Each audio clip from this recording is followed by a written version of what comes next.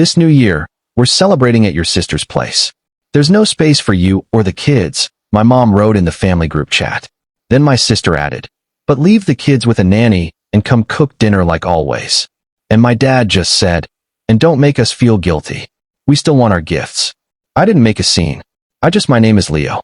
I'm 33, a chef, and the oldest kid in a family that treats food like religion and me like the unpaid priest.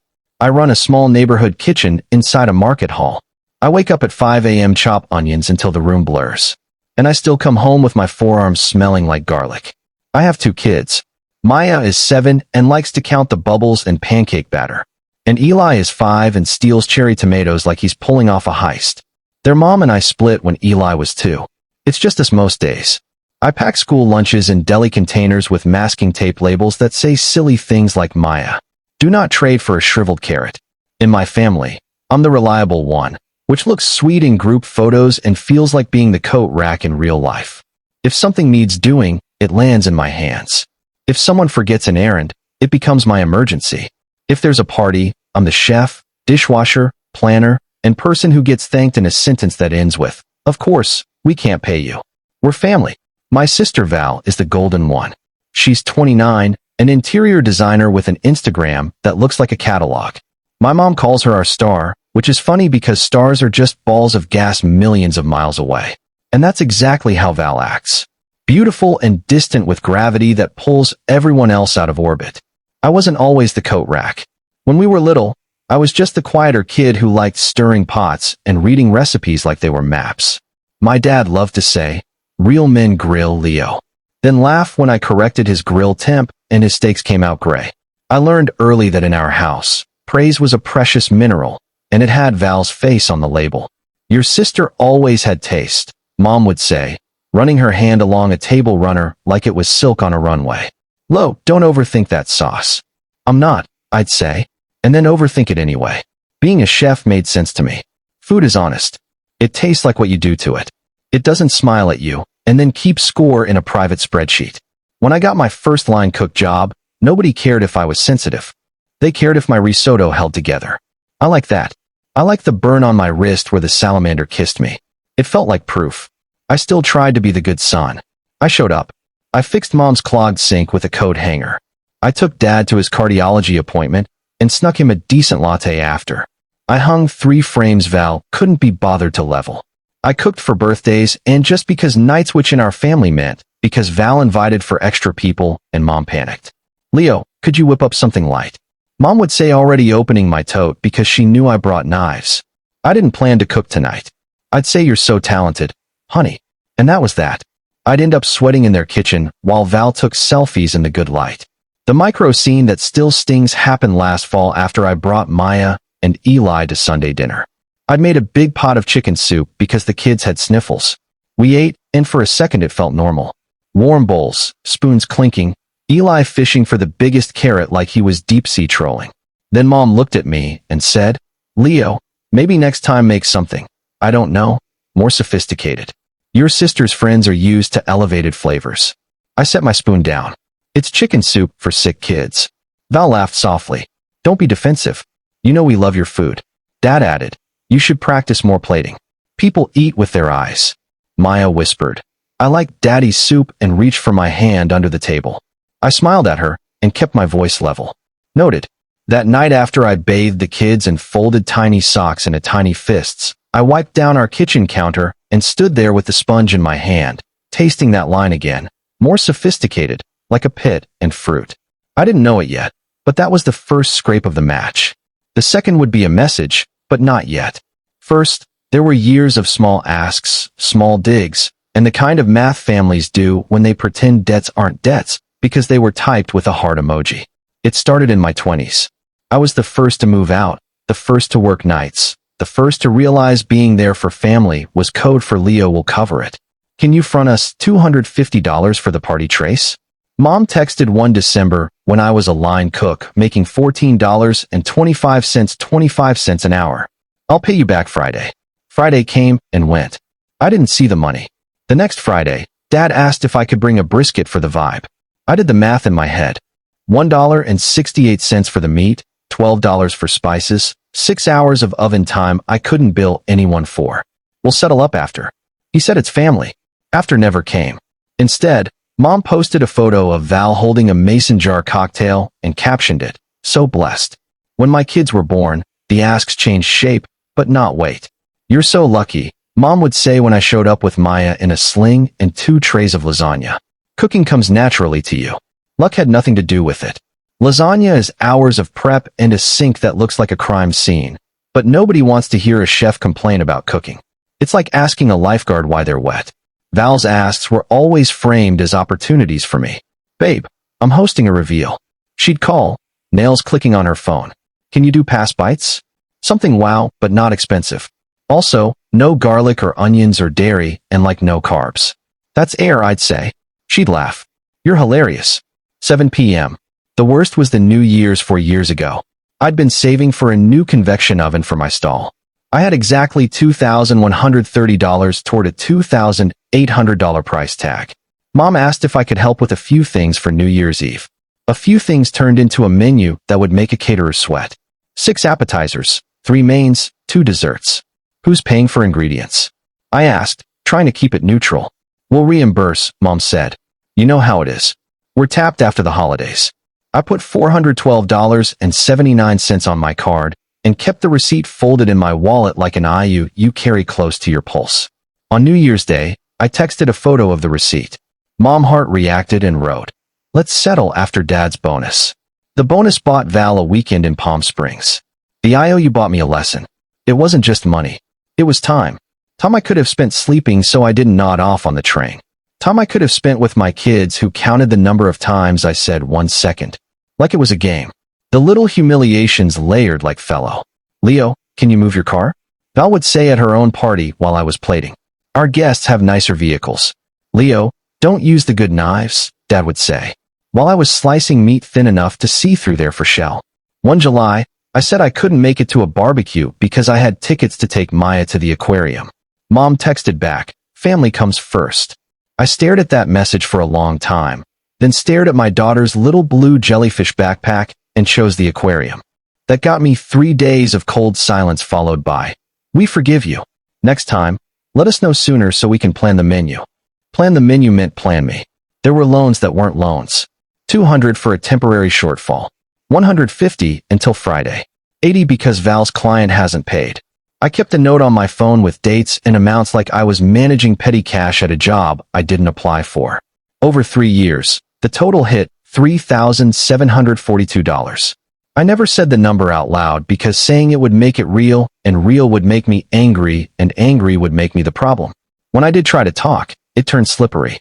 "Mom, about the receipts. We're good for it," she'd say as if character was currency. "Dad, I can't do the next party. I'm behind at the shop. You'll figure it out. You always do. Val, I need a budget if you want those bites. I'll tag you in my post," she'd say. Exposure, babe. The day I realized I was being used wasn't a dramatic epiphany. It was a Tuesday night in my apartment. The kids were at their mom's.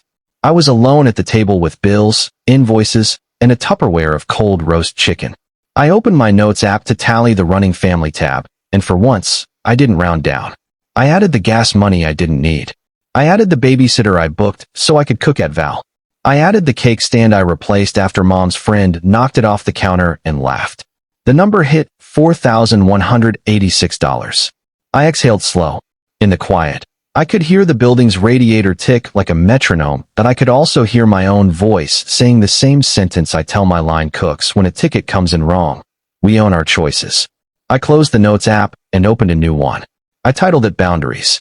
I will not subsidize family events. I will not cook for free. My kids come first, always. No is a full sentence. I wish I could say I sent that list right away, but families are sticky. The next day, Mom called. "We're thinking of doing a little something for Thanksgiving. Can you handle the turkey and a few sides?" "How many guests?" I asked. "Just a few," she said, which meant 30. "What's the budget?" Silence. "Don't be crass," she finally said. "Budgets aren't crass," I replied. "They're adult." She sighed, like I'd disappointed her just by growing a spine. "We'll talk later." Later turned into a group chat that yanked everything into the open. The words were cold and neat, like a fridge note on the last slice of cake. And the math was simple. They wanted more. They always did. But the next part isn't about a text. It's about the night when the request became a demand, and I finally held up the bill. New Year's Eve. My sister's new place. She called it a loft, but it was really a two-bedroom with high ceilings and a wall of plants named things like Jasper and Queenie. The plan, according to Mom, was festive but intimate. In our family, intimate means invite everyone we've ever met. At noon, my phone buzzed with the group chat.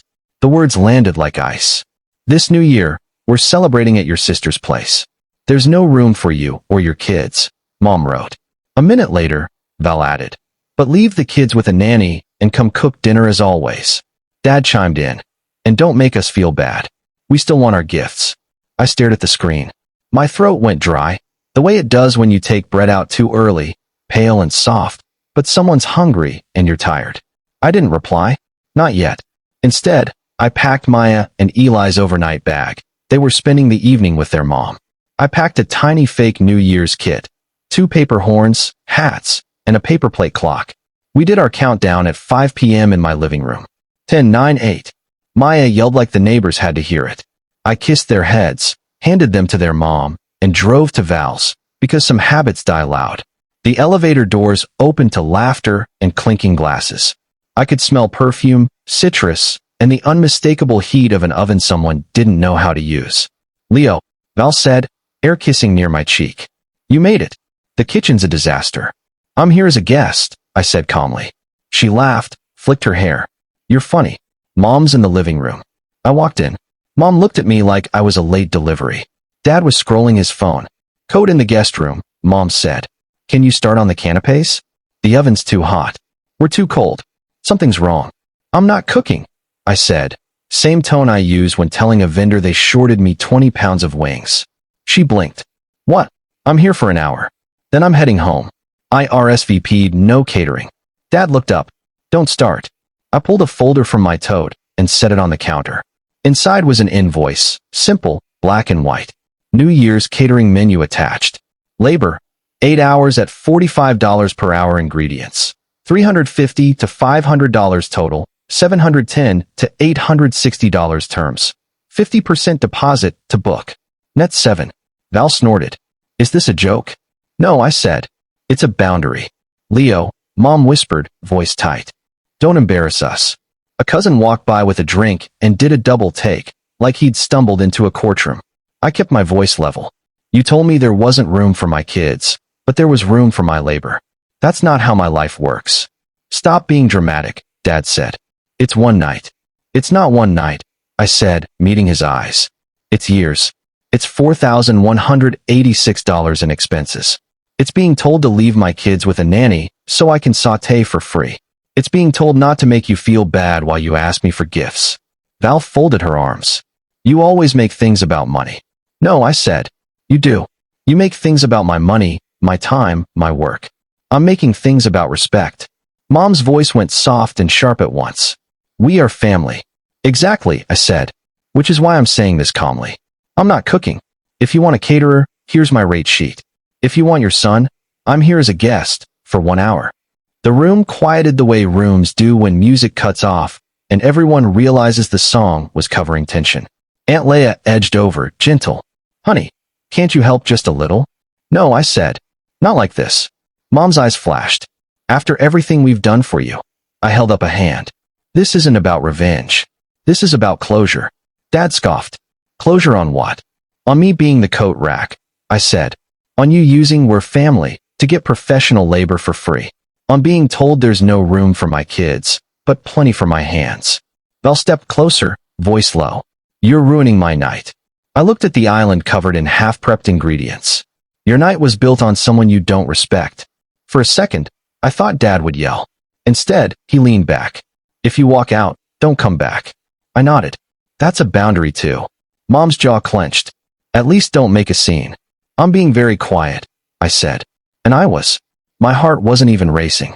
It felt like plating a dish I'd practiced 100 times. I took my coat, walked through the living room, and placed the invoice on the counter like a truce flag with numbers on it. As I reached the door, Mom said, we still expect our gifts. You're getting one, I said. It's called me not lying to myself anymore. Then I left. The elevator doors closed. In the polished steel, I saw my face. Tired, yes, but steady.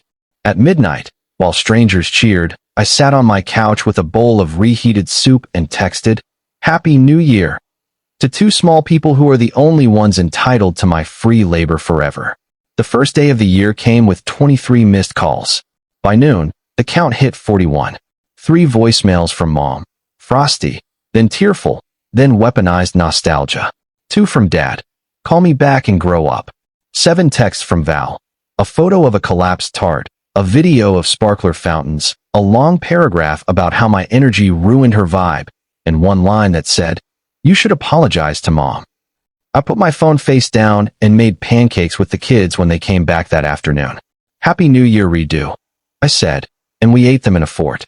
On January 2nd, Aunt Leia sent a long message that started with "I love you" and ended with "just help them this once." I typed and deleted 4 replies before sending. I won't be discussing this via group text. If Mom and Dad want to talk respectfully about the future, I'll answer. No more arguments about the past. I expected quiet after that. What I got was escalation dressed as concern. "Mom, we're worried about you." Me, "I'm fine." "Mom, you've always been sensitive. This isn't healthy." Me, "My boundary is healthy." "Dad, your mother didn't sleep." Me, "That's unfortunate." "Dad, we're disappointed." Me, "I know." Val posted a carousel on Instagram. Grateful for a beautiful new year with family. In slide 3, you could see the raw tart I didn't bake. In slide 5, Mom's eyes looked too bright. The caption ended with, "Some people care about themselves more than others." I didn't engage. I turned off notifications and went to work. At the stall, the market felt normal. The same woman ordered the same roast chicken sandwich and said it tasted like Sunday at Grandma's. A teenager told me he wanted to cook for a living and asked which knives to buy. I said, "Whichever you'll sharpen." It was almost enough to forget the buzzing rectangle in my pocket. On January 4th, I got a spreadsheet. I'm not kidding. Val emailed a Google sheet titled Line Contributions. It listed family events with columns for food cost, market rate, and credit for exposure. The final row subtracted imaginary Instagram value from actual labor and concluded that I owed them gratitude. I stared at it. I closed it. I wrote back 1 sentence. "Please send any invoices for services you believe you provided." I finally did it. I sent a clean invoice for $4,186 labeled historical reimbursements and labor credits. Terms, net 30. At the bottom, I wrote, "My availability is limited. Bookings require deposit. My kids are not optional." Mom called within minutes. "Is this a joke?" "No," I said. "You promised payment. Love doesn't mean working for free or hiding my kids." She hung up. Then came accidental visits. Dad showed up at my stall, loud enough for everyone to hear, and left without ordering. My sister Val dropped off a bag of returned gifts with a note, "Until you apologize." I donated everything to a children's shelter under my kids' names, for Maya and Eli. At home, the quiet felt wide, not empty.